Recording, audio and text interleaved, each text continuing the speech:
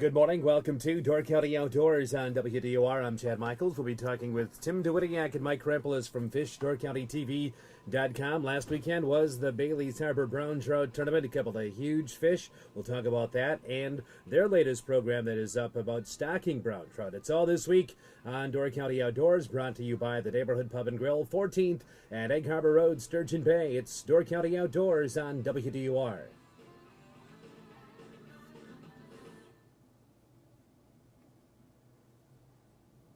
All right, Tim and Mike, good morning. Here we are, our third week of Door County Outdoors on WDOR. Perhaps you're viewing online at fishdoorcountytv.com, Tim and Mike. So, guys, last weekend, the Bailey's Harbor Brown Trout Tournament, we're talking about some big fish. How'd you like to catch a 31-plus pounder and finish in second place? Picture, Mike and I were talking about there earlier in the week.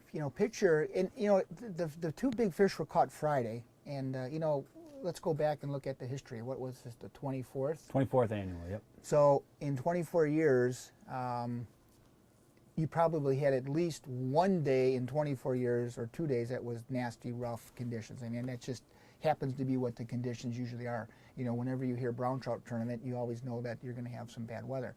So this year, Friday, pretty windy. Rough day, yep. Pretty rough day. And the diehards, the guys that are really fishing this to try to win it, they're going to go out anyway. So yeah, the guys go out and picture, the funny thing was that the two big fish were caught probably or weighed in within a half hour of one another. So the first fish was 31.2 pounds. So picture you go in, first off you catch the fish, you get in your boat, you're jumping around, and it's a big fish, so you're thinking, well, we got this thing sewed up, because in the history of the brown trout tournament, I think there's only been one other brown over 30 pounds. So you go in, weigh in your fish, you're celebrating, then 20 minutes, half hour later, someone comes in with a fish 3/4 pound bigger. When I interviewed the guys that won their tournament, I had said that, I says, what did you guys think when obviously you knew it was a big fish, and then one guy says, well, when the fish come up, he says, that's when we got nervous because we knew it was a big fish. And then, I says, well, after you got it in the boat and you calm down and come in to weigh in, what did you guys think after you saw that there was one that was real close? He goes, well, I'm just glad I wasn't in that position, and that's unbelievable. That is, it's hard to, for the average person to just, think about or just comprehend those two fish being caught, because like I said, in the history, one fish caught over 30 pounds. There's been some 20s in that, and there's been some, some years more numbers of fish and maybe more average bigger fish, but that's just an unbelievable feat to catch them both on the same day within a half hour of one another. And part of what you could say why that is some of the stuff that the DNR is doing. That's for sure. Well, I was going to say the winner was 31.90. That was Jim DeCane of Luxembourg. Ryan Tank was second, 31.20 pounds. Yeah. In a distant third was an 18-pound fish. Still a nice place, fish. Third place. No, those guys we actually know as well who took third place. Now, same scenario. They catch a fish that's over 18 pounds, and they're probably going, well, we got to be we got to be thinking that we're going to be pretty good with an 18-pound fish, because in a few of those years, that would have won that tournament. And not only do you get beat once, but you get beat twice by two fish that are almost twice the size. Well, and that tells you right there just what we talked about, what we saw the last couple of weeks. We spent some time with the DNR, is how the brown trout program, or the brown trout fishery, you might say, is recovering. It might even start to reach points where we haven't seen before, where we've seen it in other fish, the smallmouth fishery right now. We're seeing bigger fish in the Sturgeon Bay Open Spring Tournament every year, and even when we're out fishing, Tim and I, we're seeing bigger fish on average than we've seen in years past. Well, I see big fish, but... Well, yeah, running the net. Me holding them, yeah. So running the camera in the net, you got a real good view of them, right? But maybe that's a sign of the brown trout as well. I mean, two 30-pound fish in the same tournament on the same day. I mean, that's unlikely. That's coincidental. Yeah, and here's to take that into proportion, and what kind of feat that is. When you look at all the salmon tournaments, from our side, Wisconsin, Illinois, then you go to Michigan side. There's a tournament there every week, and they're catching salmon. How many 30-pound fish last year were caught in tournaments? Next to none. Yeah, and you're talking probably 20-some, 30-some tournaments. and then you get one brown trout tournament, and there's 2 fish over 30 pounds. It's just hard to comprehend. And think too about the conditions were prime for brown trout fishing. I mean, it was overcast, it was rough, good conditions to put fish in the boat, but it also is conditions that are going to limit the amount of people that would be out fishing. Yeah. Even in a tournament fishing scenario like that, there were guys in the water, but half of probably what would have been out there on a good day. So to pull 2 fish like that with limited anglers on the water, that's impressive. Well, let's talk about that. We'll talk about the stocking. It's going to be the second half of our program. You guys have a project, or you were involved the day they stocked the DNR, and that's up now at Fish Door CountyTV. But let's go back to what you just talked about, Tim, the fact that there was 230-plus brown trout caught on the same day. You know, were there many salmon caught last year? Not that we know of in tournaments. So what, do we have any idea that, could we expect the same thing salmon-wise? Well, or I mean, what is the brown trout using to eat versus what the salmon are? yeah, that's actually a really good question. And, you know, when we talked to the one biologist at Tammy Paoli, she's from the other side as far as, you know, across the bay. You know, the interesting thing about that is that some people believe that, you know, the brown trout, you know, probably feed differently than salmon do. You know, we know there's a lot of gobies in the lake, on the bay as well. Browns may have a, you know, better chance at feeding on those gobies than, let's say, salmon do. And then we also know that, in what we learned was that the browns, their growth rate is pretty fast. I mean, it's almost like a salmon. So theoretically, those browns, you know, you would think, well, maybe they're 10-year-old. There's a good chance they're probably 4 or 5 years old, maybe 6, but more like 4 or 5, kind of like a salmon. So when you think about that, and what hammers that whole thing home, now, when we did the stocking, you know, the fish that we released that we were with, you know, they were like, what, 8, 10, 8 12 to 10 inch? on average, yeah. So you're looking at a fish that's about, you know, well, I'm showing what 8 or 10 inches is. But This is radio. Right. Some of video. right. So when you look at that fish and then you find out that next year those fish will be, you know, 20, 24 inches, and then the following year, you know, they grow that much more. But getting back to like now the salmon smolts, when we looked at those are fingerlings, those are 3-inch fish. So think of this, a 3-inch fish in 4 years could be over 30 pounds. That's mind-blowing. But same thing with the brown trout. So what that tells you is that those fish are constant eating machines. So they constantly got to feed. And it's probably a good guess to say that not only are they eating a lot of gobies, but smelt. I mean, there are still some smelt. Sure. You know, Tim Kreff was actually the one that said that that's probably a really good food source as well. Spot-tail shiners. You know, Shiners, gizzard probably cherry on the young of the bayside. year whitefish as well. And you know that the big controversy now is with the biomass of alewives in the system. So, but it sounds like, at least on the brown trout side of it, that the alewives are not necessarily a prime food source And that's for the browns. and that's true, Tim. And I think just from our experience and from talking with some of the biologists as we went through the last couple weeks here, it seems to me that the brown trout are a bit more of an adaptable fish, maybe you might use the term. They spend a lot of time spring and fall shallow water where they may be in closer access and more access to gobies, spot-tail shiners, some of the, even a gizzard shad on the lower bay and in the middle up by us in Sturgeon Bay. Yeah. Whereas the salmon, you know, they're a little bit more offshore orientated for the most part, and it kind of limits some of their food choices possibly. And if the alewife biomass is down like we talked about, that could be more of a hindrance immediately on the salmon fishery, as much more so possibly than the brown trout. So it'll be interesting to see if some of these new stocking programs that they're implementing and some of the techniques they're using on brown trout, if we get a good population of the brown trout surviving through those initial first year, if they're able to adapt to even questionable numbers of alewives in the system. I'm starting to hear that. I think that you're going to say no, that's probably not likely. But since we just got on this topic, it'd be your homework assignment for next week is track the Bailey's Harbor brown trout results versus, I mean, just say the Katy salmon, to see if there's any spike in weights Connection, sure. between one or the other. Yeah, that's actually interesting interesting, because yeah. last year salmon tournament saw some big fish. But again, you know, you're talking fish over 30 pounds. And if you look historically in the last, 5 years, lake-wide, now you're talking Wisconsin, Illinois, Indiana, Michigan, there's been some really big browns caught lake-wide. Actually, probably bigger than salmon, because there was that one. Well, they broke the state record a couple of years ago, Yeah. wasn't it? 2, 3? Yeah. Most? So actually, it was broken a couple times Sure, in yeah. a short period of time. So you're actually looking at salmon that, or brown trout that have been bigger than some of the salmon that have definitely been caught as far as size-wise. And this year, on the salmon end of it, it's it's just going to be one of those things. But that is a neat thing though when you look at two big fish caught.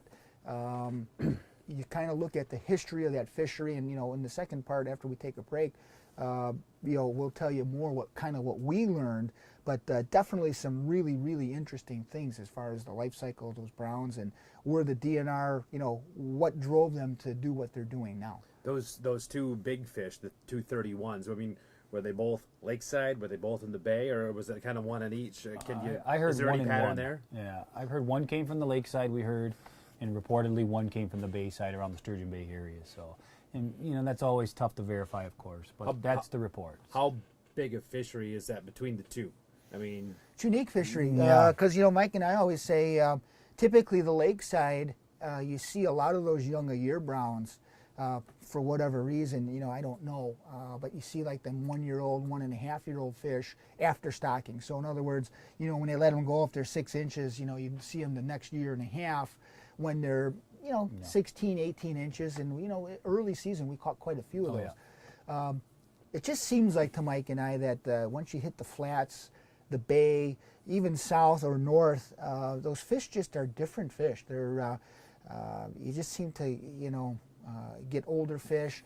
Now we know that most of these, just about all these browns are all stocked fish. There's virtually no, if any, very next to no reproduction. So most of these fish are stocked. And one of the things is that they don't fin clip all those fish. So if you catch one that's got all its fins, you go, oh, that might be a natural. And odds are that they're not a natural fish, by no means.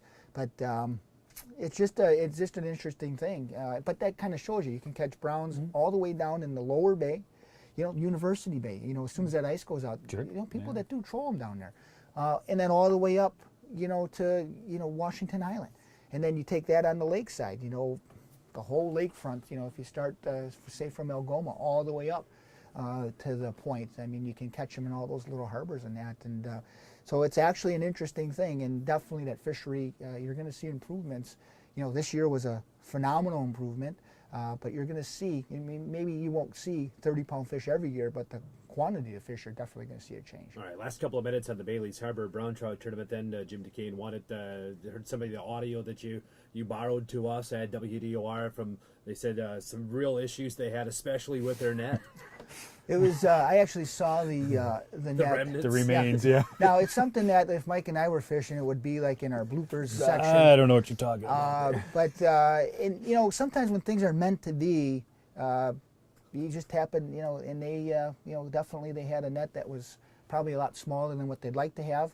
And when you take a fish over 30 pounds in a small little net, you can imagine what the outcome is. And I got to see the outcome of bent aluminum and netting tore, and but they managed to get the fish in the boat. And like Mike and I were saying, well, if they would have had the right net, there's a chance they it probably would wouldn't have have come got it. off a foot short. So Yeah. it's usually the way it works. But but getting back to that weather thing, we always talk about, living here. You look outside. We're not going to fish today, and when you're fishing tournaments, obviously, you got to go. I mean, that's just, that's just the way things are. But that kind of shows you. We like to fish when it's calm, when it's nice out. We enjoy it. But those days when it's blowing hard and you think that it's too rough, or now obviously you want to be safe, but those days when it's rough, rainy, overcast, not pleasant, the fish don't mind. I mean, they really, really seem to bite, and proof is in those two fish coming on that Friday. So Yeah, probably that's up on your site too. I'm not sure. I haven't looked the last couple of days, but those two big winning fish are on our site at WDOR.com. I'd like to certainly thank Susie Haas Photography for the use of those pictures. I know you guys said it kind of. You're both up to Bailey's Harbor, and some other people involved in trying to make that tournament bigger and better every year. yeah, it's every year. The one thing with that tournament is started off strong, and it's always just kind of it's just kind of fluttered a little bit, trying to get a lot of momentum. And I think the group that's running it now is going to take it to that next step. Definitely by going to a cash payout. They started doing that probably 5 or 6 years ago. It used to be a bond thing, and that was always some issues. And you know, the only thing that thing really needs is more people fishing. So how do you get more people fishing? More advertising. But when you have a tournament where there's fish of that caliber caught, that's advertising in itself. So that's free advertising. Absolutely. Well, you look at in the state of the brown trout fishery within the last 10 years, up until the last couple now, it's been at its lowest that it has been in many decades, most likely. So, I mean, that's going to wane interest in it as well. You know, anytime you get fishery that's on the decline, it's not something you get fired up for, especially in rough conditions, cold conditions in April. But as the fishery starts to improve, as we're seeing, you know, I think the interest is going to continue to grow in the whole process. Yeah, and you're going to, you know, just with, you know, without them doing anything, just with those two fish being caught, and with the state of the fishery where it's heading, that tournament should be a thing that's going to grow and grow. All right, let's take a break here then. We'll see how they're growing that fishery. As we take a break, we're brought to you by the Neighborhood Pub and Grill, 14th at Egg Harbor Road, Sturgeon Bay. You're listening to Door County Outdoors on WDOR. We continue Door County Outdoors now. Tim Dudiak and Mike Karempoulos from FishDoorCountyTV.com. I'm Chad Michaels as we continue this week. So the state of the fishery, trying to improve. You guys now have seen firsthand. We've talked about it a couple of times on this program, what the DNR is doing as far as the stocking program. Your show is up now on FishDoorCountyTV.com. Tell us a bit about it. What is the DNR doing? How much money are they spending for this brown trout fishery?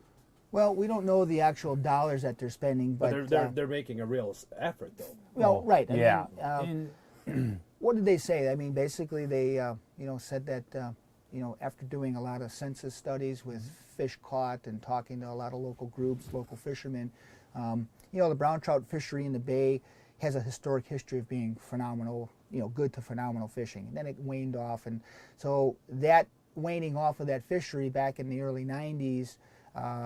And then into the late 90s, and you get into the early 2000s, it just seems to have declined. Now, you know, Mike can kind of tell you, talking to Tammy Paoli, why some of those things were, but it wasn't just the stocking of the fish. No, and one of there was, and she pointed out two key reasons for what happened to the brown trout fishery. As we said, it's a stocked fishery, so if the stocking has problems, or if there's issues with the stocking of the fishery is going to plummet. It's just that simple, because there's no good year class you can have like with other fish to help offset a bad year of stocking, of supplemental stocking. So the two things that she keyed in on to us were, one, during the stocking process was bird predation, and a big part of that being the return of the cormorant, which for a long time we had very low numbers of, and as they returned in higher and higher numbers each year, it seems like until recently at least, they were doing a lot of damage during the stocking process and taking a lot of the fish before they ever had a chance to even get into the system, so to speak. And the second thing and you know, it's a little, I wouldn't say controversial, but it's a little bit of an issue because a lot of people like to fish for them, but the growing walleye population on the bay has put a major impact in these stocked fish as well. And one of the reasons was, and this is one of the changes they made that Tim can tell you about too, is that where they were stocking these fish, they have to stock them at a certain time, such as late April, because of fish hatchery issues and in terms of when they can produce these fish. It's not as simple as just produce them later in the year. So they have to go in at a certain time. And once they were going in, what they were doing is stocking them at the mouths of some of the rivers like Marinette, Menominee, which is good habitat for these fish to be put in. But it was at the same time period that these walleyes were returning from their spawning runs up the river. In the process, it was a smorgasbord for these fish. And as the walleye population continued to grow and grow, it was just more and more pressure. Basically, they were eating these fish as just snacking on them when they came out. It was perfect scenario for the walleyes. It's like, you know, when we're at the neighborhood pub and the munchie basket exactly. comes. It's perfect, right? Yeah, it's right in front of you, so you take advantage Not of it. hungry, but now you are, yeah. And so these fish, and they came out of that river, and as everybody knows, when walleyes are done spawning, they may recuperate for a few days, but then they put on a feed bag. And here in front of you, you have a pile of 8-inch stocked fish waiting for you. And she was talking about how low the actual return rates were for 100 fish stocked, and it was in the 1 to 2 range at times. Yeah. And some of the things they did that Tim can tell you is try to eliminate that by moving these fish away from the walleyes and away from the birds, and obviously we're seeing a difference already. Yeah, it's, you know, and the neat thing is that they addressed the problem. And it wasn't just them addressing the problem. one of the local clubs. The M&M Sportsman's Club. Right, M&M Sportsman's Club over there really wanted to get active, and because a lot of those guys used to catching those fish, and the other side, just because of the habitat the way it is, it really blends itself well for catching brown trout early season, just because of the way here on our side you're dealing with a lot more deeper water, colder water. That side more sand, just the topography of it. It's just a better early season brown trout, and even midsummer. So after that M&M club met with the DNR, stressed their concerns about what they could do to help. So it was a combination of a lot of things, and so they figured, hey, you know what, we got to change our stocking program and what we're doing. And like Mike had said, instead of just dumping them in the mouths of the rivers, and just from bird predation, from other fish predation, and not just actually walleyes either. No, bass, sure. pike, muskies. Yeah. I mean, so it wasn't a good situation. So last year, the DNR over here took possession of their new boat, the Corgonis. And one of the nice features about that boat is that boat gives them the capabilities now of a lot of different things. But one of the things is from the stocking program, they had a tank built. I forget how many gallons, 1,000 gallons? Yeah, right around there, I'd say. Yeah. So what happens is really interesting. When you tune into the show, you actually can see the actual process, because that's what actually we film. But the trucks come down, loaded with fish. They fill up the tanks with water. They pump the fish into the tanks, and then from there, you take the boat out, and this was the second year that they've tried this process, and it's just been a success. So what they're doing is, instead of letting them go close to shore, I mean, those fish we let go from anywhere from 40, 50 feet out to 70 feet of water. So, and what's really cool about that is that not only did some of the footage that we shot, actually the DNR is not, up until we showed it to them, the only thing they could really see is from their, their locator, and they see the fish swimming down. But you actually see the fish. It's kind of cool coming out of the tube, and it's the coolest thing. It's actually hard to describe how they come out of there, but it's just nothing but fish. So what they do is they come out. The tube is underwater, probably 3, 4, 5 feet. They right themselves, and then from that point, they swim away and down. And with the bay water being as clear on the days that we were out there, you can actually see them from a long distance. They'll just come out in there and they swim down. So in the 2 trips that we were with on the stocking, we saw one fish from a seagull that got on the one trip, and then another fish from another seagull. We didn't see any cormorants. And then when we would return on trips and come back out there wasn't flocks of birds on the surface like if those fish came back up to the surface. So from our standpoint, and from what the DNR standpoint is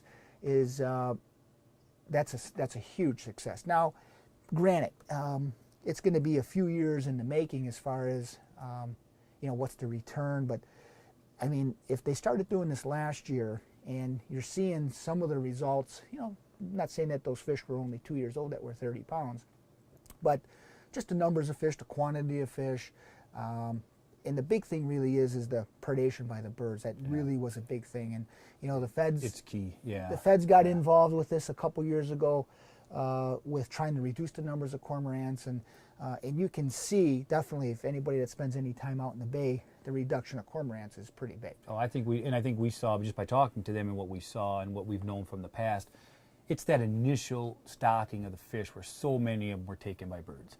And the fish are a little disorientated, and if they're in shallow water, there's no way they're going to elude a seagull or a cormorant, especially unless they have a lot of water to deal with and can spread out into deeper water, which is what they're doing in this new process. And there's going to be predation. That's natural. That's part of the whole life cycle of fish and birds and everything. For these fish, even if they migrate back in towards shallower waters, there are going to be some. That's just part of how things work.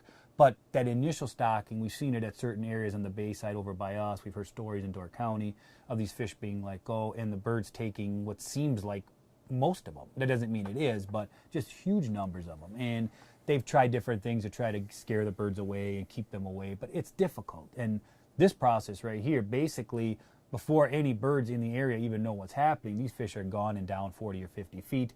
From a seagull especially standpoint, they have no access to those fish at that point. Now, cormorants can dive, But they have to locate these schools of fish, and that's a lot easier said than done if they don't watch them actually going in. Talking with Tim and Mike about the DNR's brown trout stocking process. So we're brought to you by the Neighborhood Pub and Grill in Sturgeon Bay. 2 questions: how many different drop spots, if that's the best thing to call them, and how many fish per area? Well, Well, that's all classified. yeah, Or he doesn't know. We're under strict. Mike and I know. yeah. But, And well, we'll give you a little teaser, Yeah. Actually, we went out on 2 different runs, and we stocked in 2 different areas. They stocked many more times than that we weren't along.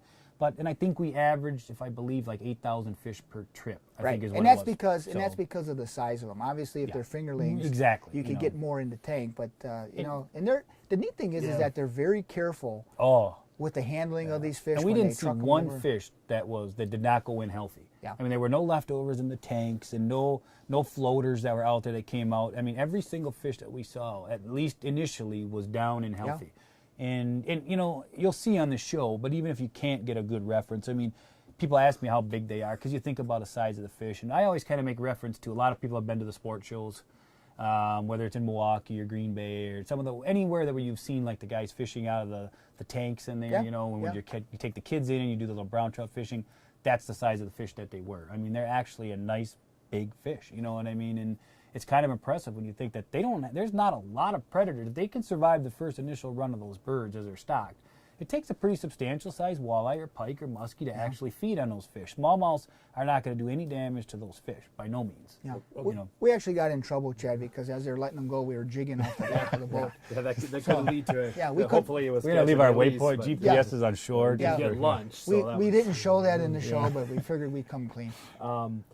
Last few minutes here that on Door County Outdoors on WDOR. See, now you got me distracted. I forgot my Well, great question, my great follow-up. that's our goal. That I had to that. But so, I remember. So the old days, if that's the best word for it, in the past, 1% to 2% survival. What are they thinking now with this? I mean, do they have any numbers to back anything up yet, or is it too soon? It's too soon. What do they hope? Yeah, it's too soon. I think she mentioned. I think we have it on one of the interviews on the show. 5%, I think it's around 5, which a lot of people are going to say 5 out of 100. That doesn't sound like much. But when you think about the numbers that they're putting in, and you think about it being at times 5 times more than when it was at its lowest end of the spectrum. Yeah, it's actually that's big. a lot of That's extra big brown numbers. trout, adult brown trout that are going to be cruising the flats or the Menominee, Marinette, or the bays up north. So Yeah.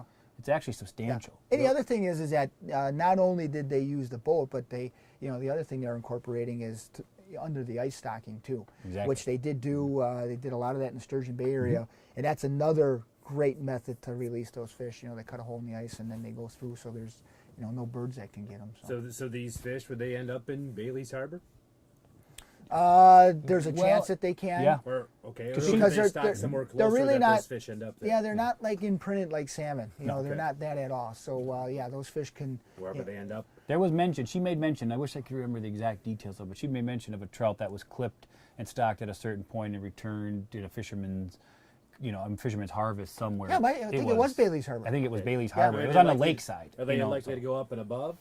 Or through come the canal. Sturgeon Bay? Yeah, mean, I would what- assume myself, probably more through the canal, that they're on the flats at some point in the spring and they just kind of migrate through the canal and end up on the lakeside. Really what it's going to depend on is, bait, weather conditions, prevailing winds. I mean, all that is, adds to that. But definitely that program is definitely on the upswing, and it's really, really going to be interesting. And what was encouraging to me, and I'm sure to you too, Tim, is that we saw them listening to sports fishermen, listening to the people within the DNR itself, and they weren't just content to put the fish out there and say, here they are. If they survive, fine. If not, that's part of the process of the whole nature cycle. But they were actually doing the best they could to try to implement a better process, a more improved process that can present more results for the fishermen. Yeah, yeah, definitely. All right, sounds good. Really interesting stuff. And like you said, the pictures, all the video, your show is up now at FishDoorCountyTV.com. Last thing, that speech you gave before, I mean, how long did you practice that? Was that just all off the top of your head? You have been working on that? You Did can write see that by for 'em? the inside of my hand here. Yeah, Can't see it on the radio, but you wouldn't want me writing that. Trust me. yeah, I don't think it would be done like that, but we'll just say. All right, sounds good. Again, the program is up now. You can see the video, probably about a 15-minute episode at fishdoorcountytv.com. Sounds good. All right, thanks, guys. Thanks, for Chad. stopping in. That's Tim Duwidiak and Mike Krampoulos from fishdoorcountytv.com. We have been brought to you this morning by the Neighborhood Pub and Grill, 14th at Egg Harbor Road, Sturgeon Bay. Talk to you again next Saturday for Door County Outdoors on WDUR.